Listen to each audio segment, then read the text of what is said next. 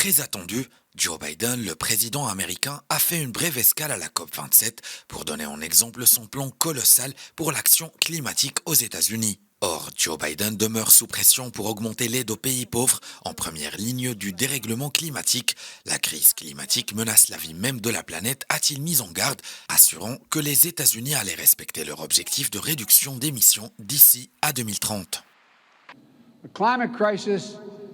Je voudrais vraiment insister sur le fait que la crise climatique concerne la sécurité des êtres humains, la sécurité économique, la sécurité nationale et la vie même de notre planète.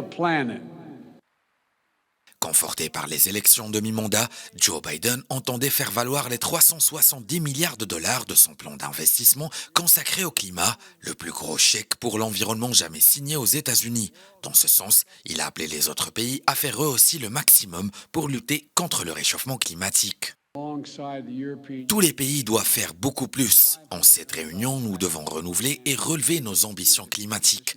Les États-Unis font leur part dans ce combat pour limiter le réchauffement.